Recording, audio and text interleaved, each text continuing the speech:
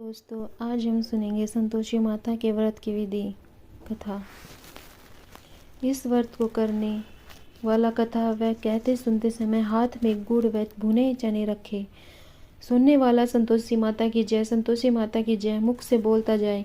कथा समाप्त होने पर हाथ का गुड़ चना गौ माता को खिलावे। कलश में रखा हुआ गुड़ चना सबको प्रसाद के रूप में बांट दें।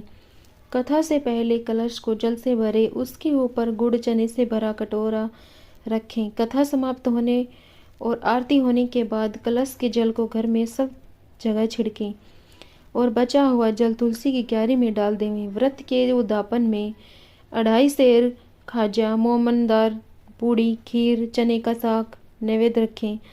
घी का दीपक जला संतोषी माता की जय जयकारा बोल नारियल फोड़ें। इस दिन घर में कोई खटाई न खावें और न आप खावें न किसी दूसरे को खाने दें। इस दिन 8 लड़कों को भोजन करावें। देवर जेठ घर कुटुंब के लड़के मिलते हैं तो दूसरों को बुलाना नहीं। कुटुंब में न मिले तो ब्राह्मणों, रिश्तेदारों या पड़ोसियों के लड़के बुलावें। उन्हें खटाई की कोई वस्तु न दें तथा भोजन कराकर यथाशक्ति दक्षिणा देवें। संतोषी माता की कथा का प्रारंभ। एक बुढ़िया के 7 बेटे थे। 6 बेटे कमाने वाले थे और एक बेटा निकम्मा था। बुढ़िया माँ 6 पुत्रों के लिए रसोई बनाती, भोजन कराती और उनको जो कुछ जूठा बचता उसे 7वें को दे देती। 7वां पुत्र भोला वाला था। वह इस सब का मन में कुछ विचार न करता। एक दिन वह अपनी पत्नी से बोला, देखो मेरी माता का मुझ पर कितना प्रेम है। वह बोली, क्यों नहीं, सबका जूठा बचा हुआ तुमको खिलाती हैं। वह बोला, ऐसा नहीं हो सकता, मैं जब तक आंखों से न देखूं मान नहीं सकता। पत्नी ने हंसकर कहा, देख देख देख लोगे तब तो मानोगे। कुछ दिन बाद एक बड़ा त्योहार आया। घर में 7 प्रकार के भोजन और चूरमा के लड्डू बने। वह पत्नी की बात को जांचने के लिए सिर दर्द का बहाना बनाकर पतला कपड़ा सिर पर ओढ़कर रसोई में जाकर सो गया और कपड़े में से सब देखता रहा। 6 भाई भोजन करने आए। उसने देखा माँ ने उनके लिए सुंदर सुंदर आसन बिछाए, 7 प्रकार की रसोई परोसी और आग्रह कर करके उन्हें भोजन कराती रही। वह देखता रहा। 6 भाई भोजन कर उठ गए।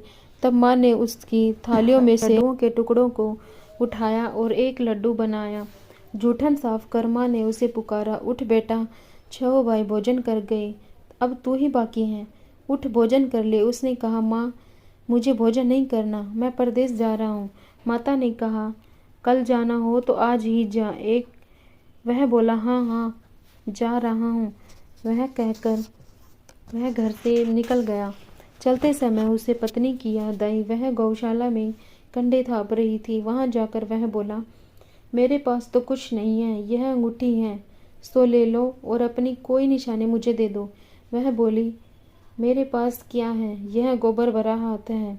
यह कहकर पत्नी ने उसकी पीठ पर गोबर के हाथ की थाप मार दी।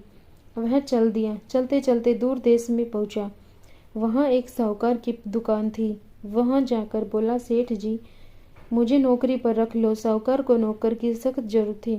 साहूकार ने कहा, काम देखकर तनख्वाह मिलेगी। उसने कहा, सेठ जी जैसा आप ठीक समझे। उसे साहूकार के वहां नौकरी मिल गई। वह प्रातः 7 बजे से रात्रि 12 बजे तक काम करने लगा। कुछ दिन में दुकान का लेन देन, हिसाब किताब, ग्राहकों को माल बेचना, सारा काम करने लगा। साहूकार के 7-8 नौकर थे। वे सब चक्कर खाने लगे, यह तो बहुत होशियार बन गया है। सेठ ने भी उसका काम देख और 3 महीने में ही उसे मुनाफे में साझेदार बना लिया। परिश्रम करते करते 12 वर्ष में ही वह नगर का नामी सेठ बन गया और सेठ अपना सारा कारोबार उस पर छोड़कर चला गया। इधर उसकी पत्नी पर क्या बीती वह सुने। सास ससुर उसे दुख देने लगे। सारी गृहस्थी का काम करवा कर उसे लकड़ी लेने जंगल में भेजते। इस बीच घर की रोटियों के आटे से जो भूसी निकलती उसकी रोटी बनाकर रख दी जाती और फूटे नारियल की नरीले में पानी दिया जाता। इस तरह दिन बीतते रहे। एक दिन वह जंगल में लकड़ी लेने जा रही थी कि रास्ते में बहुत सी स्त्रियां संतोषी माता का व्रत करती दिखाई दी। वह वहां खड़ी होकर पूछने लगी, बहनों यह तुम किसकी देवता की पूजा करती हो और इसके करने से क्या फल होता है?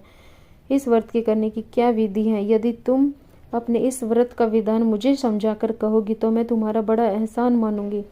उनमें से एक स्त्री बोली, सुनो, यह संतोषी माता का व्रत है। इसके करने से निर्धनता, दरिद्रता का नाश होता है, लक्ष्मी आती है, मन की चिंताएं दूर होती हैं। घर में सुख होने से मन को प्रसन्नता और शांति मिलती है। निपुति को पुत्र मिलता है। प्रीतम बाहर गया हो तो शीघ्र लौट आता है। कुंवारी कन्या को मनपसंद वर मिलता है। राजद्वार में बहुत दिनों से मुकदमा चलता हो तो खत्म हो जाता है। कलह कलेश की निवृत्ति होती है। सुख शांति हो, घर में धन जमा हो, धन जायदाद का लाभ होता है तथा और मन में जो कुछ भी कामना हो तब संतोषी माता की कृपा से पूरी हो जाती है, इसमें संदेह नहीं। वह पूछने लगी, यह व्रत कैसे किया जाता है, यह मुझे भी बताओ तो बड़ी कृपा होगी। वह स्त्री कहने लगी, बिना परेशानी श्रद्धा और प्रेम से जितना भी बन सके प्रसाद लेना। 5.25 पैसे से 5.25 आने तथा इससे भी ज़्यादा शक्ति और भक्ति के अनुसार गुड़ और चना ले। हर शुक्रवार को निराहार रहकर कथा कहना सुनना, इसके बीच क्रम टूटे नहीं। लगातार नियम पालन करना। सुनने वाला कोई न मिले तो घी का दीपक जलाकर उसके आगे जल के पात्र को रखा कथा कहना, परंतु नियम न टूटे। जब तक कार्य सिद्ध न हो नियम पालन करना और कार्य सिद्ध हो जाने पर व्रत का उद्यापन करो। 3 मास में माता पूरा फल प्रदान करती हैं। यदि किसी के खोटे ग्रह हो तो भी माता 1 वर्ष में अवश्य सिद्ध करती है। कार्य सिद्ध होने पर ही उद्यापन करना और बीच में नहीं करना।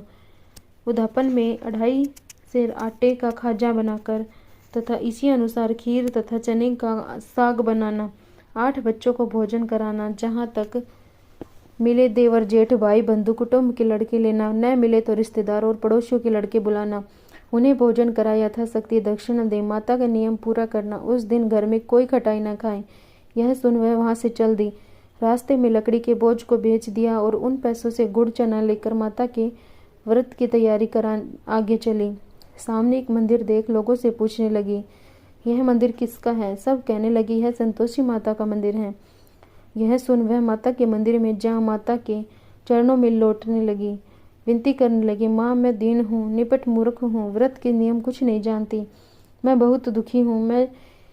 हे जगत जननी माता, मेरा दुख दूर कर, मैं तेरी शरण में हूँ। माता को दया आई।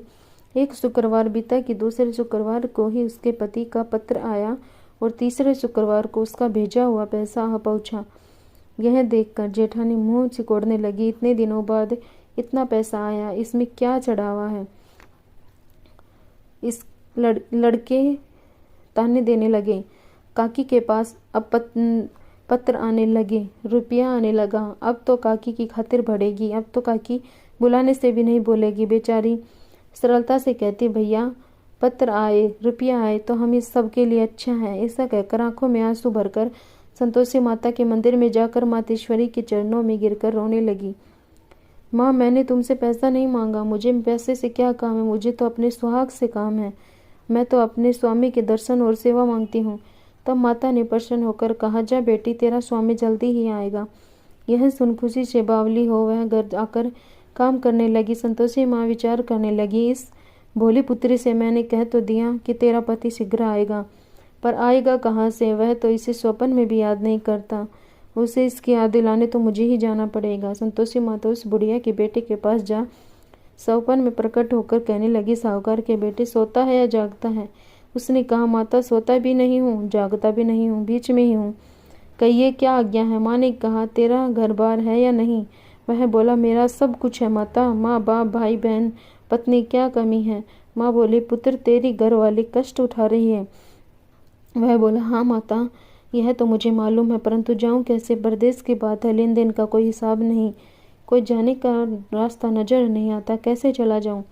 माँ कहने लगी, मेरी बात मान, सवेरे नहा धोकर संतोषी माता का नाम ले, घी का दीपक जला और दंडवत कर और दुकान पर जा बैठना। देखते देखते तेरा लेन देन चुक जाएगा, जमा माल बिक जाएगा, सांझ होते होते धन का ढेर लग जाएगा। वह अगले दिन सुबह बहुत जल्दी उठा।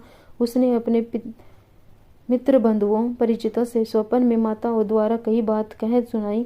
वे सब उसकी बात सुनकर उसकी खिल्ली उड़ाने लगे। वे कहने लगे कि कहीं सपने की बात भी कभी सच्ची होती है। एक बूढ़ा व्यक्ति बहुत समझदार था।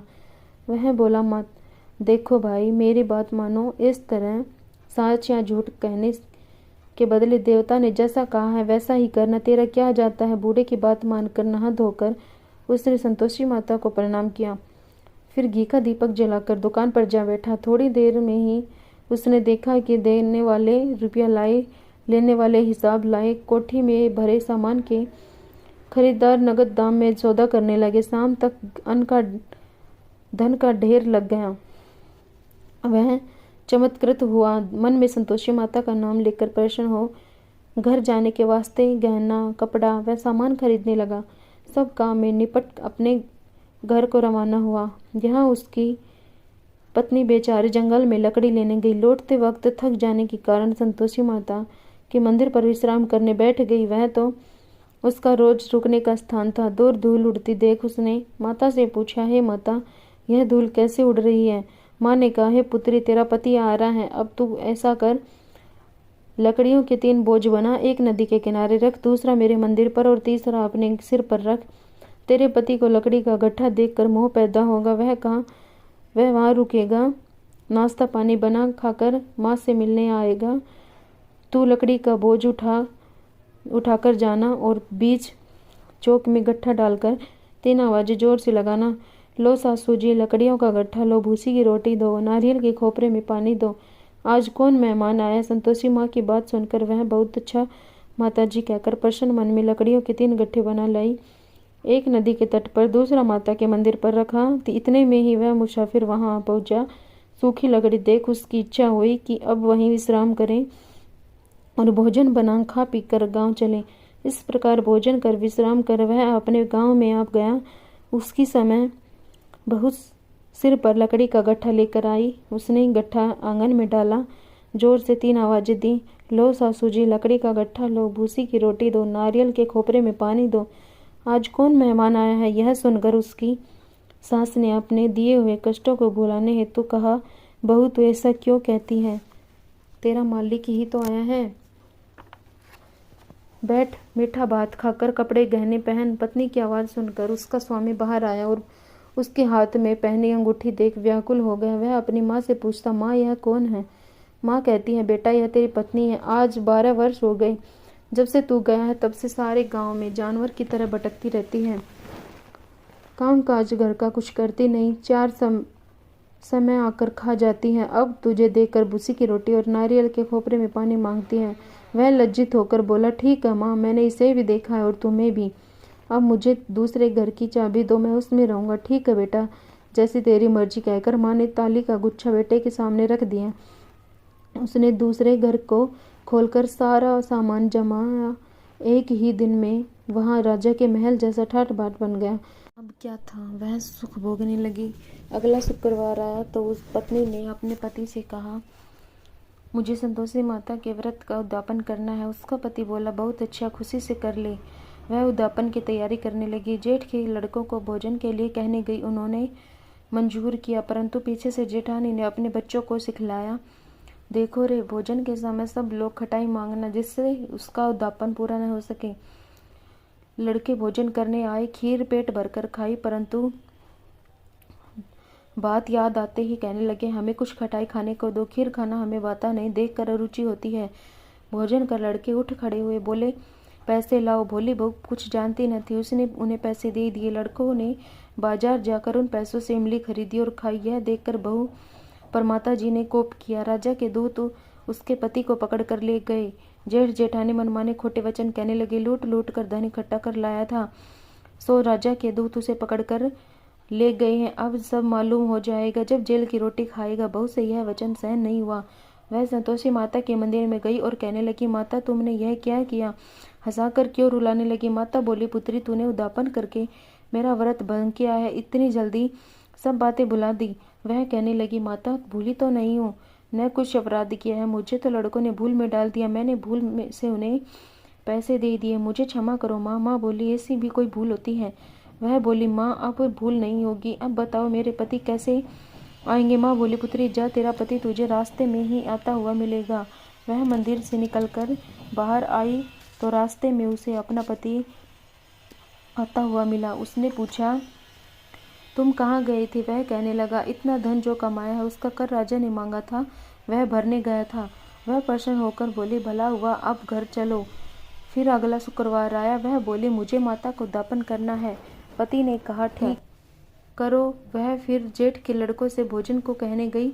जेठानी ने उसे एक दो बातें सुनाई और लड़कों को सिखा दिया कि तुम पहले ही खटाई मांगना। लड़के भोजन करने बैठे, परंतु भोजन करने से पहले ही कहने लगे, हमें खीर पूरी नहीं भाती, जी बिगड़ता है, कुछ खटाई खाने को दो। बहू बोली, खटाई खाने को नहीं मिलेगी, खाना हो तो खाओ।